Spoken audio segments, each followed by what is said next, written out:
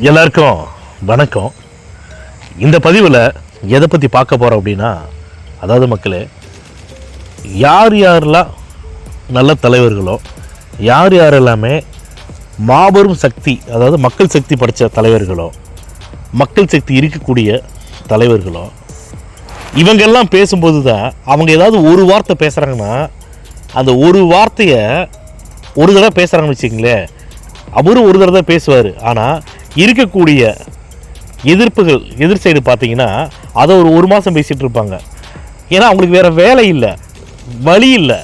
அதனால் யார் ஒருத்தர் என்னடா அவன் எப்படா, இப்போ ஒருத்தர் சரியாக பேசினாலுமே இந்த உலகத்தில் இருக்கக்கூடிய மக்கள்லாம் எப்படின்னு கேட்டிங்கன்னா, இப்போ நான் ஏதாவது ஒரு கருத்து சொல்கிறேன்னா எனக்கு சரின்னு படுது, நான் சொல்கிறேன். ஆனால் இந்த கருத்தை மற்றவங்க ஏற்றுக்குவாங்களா அப்படின்னு கேட்டிங்கன்னா ஏற்றுக்க மாட்டாங்க. அது குறிப்பாக மக்களுக்கு நல்லதை பண்ணுறதுக்குன்னு ஒருத்தர் வராருல, ஒரு திரைப்படத்துறையை இத்தனை வருஷம் இருந்த துறையை விட்டுட்டு, அதாவது திரைப்படத்துறையை விட்டுட்டு வர்றது பெரிய விஷயம் கிடையாதுங்க, அது சாதாரண ஒரு விஷயந்தான். ஆனால் ஒரு உச்சபட்ச நடிகர், அதிகமாக சம்பளம் வாங்கக்கூடிய ஒரு நடிகர் திரைத்துறையை வேணாம், திரைப்படத்துறை வேணான்னு ஒரு முடிவு எடுக்கிறாங்களே, அதுக்கு ஒரு கட்ஸ் வேணும். அப்படி ஒரு 250 கோடி ரூபா சம்பளம் வாங்கக்கூடிய ஒரு நடிகர் எனக்கு தெரிஞ்சு இது வரைக்கும் யாரும் அரசியல் கட்சி ஆரம்பிக்கல. அதாவது சினிமாவே வேணான்னு உதறி தள்ளிட்டு அரசியல் கட்சி ஆரம்பிக்கல. சினிமாவில் இருந்துகிட்டே அரசியல் கட்சி ஆரம்பித்தாங்க, அரசியலில் இருந்துகிட்டே சினிமாவில் நடித்தாங்க. அப்படி தான் நான் பார்த்துருக்கேன். ஆனால் சினிமாவை வேணான்னு சொல்லி தூக்கி போட்டு யாரும் வரல.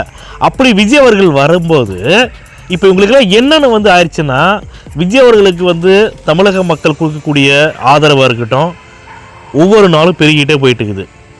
இளைஞர்கள் மத்தியில் வரவேற்பு பயங்கரமாக இருக்குது. இளைஞர்கள் அந்த கட்சியில் சேர்ந்துட்டே இருக்காங்க. தமிழக வெற்றி கழகத்தில் இளைஞர்கள் சேர்றாங்க, நல்லா படித்த டாக்டர் படித்தவங்களாம் சேர்றாங்க, இன்ஜினியரிங் படித்தவங்க சேர்றாங்க. அதாவது அறிவு சார்ந்த மக்கள் எல்லாம் சேர்ந்துட்டு இருக்கிறாங்க. அதே மாதிரி அவங்கள வழி நடத்துறதுக்காக பெரிய பெரிய சீனியர் நல்ல நல்ல ஆட்கள் எல்லாமே சேர்ந்துட்டு இருக்கிறாங்க.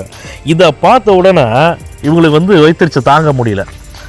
கெட்டவங்களுக்கு ஒரு 10 கெட்டவங்களுக்கு மத்தியில் ஒரு நல்லவன் இருந்தான்னு வச்சுங்களேன், அந்த நல்லவனை எப்படா போட்டு தாக்கலாம், அவனை எப்படா ஓட விடலாம், விரட்டி விடலாம், ஒழிச்சிடலாம், அழிச்சிடலாம் சொல்லிட்டு இந்த 10 கெட்டவனை சுற்றிட்டே இருப்பாங்க. ஏதாச்சும் ஒரு பிளான் பண்ணிட்டே இருப்பாங்க, இவனை எந்த சந்தர்ப்பத்தில் போடலாம் அப்படின்னு.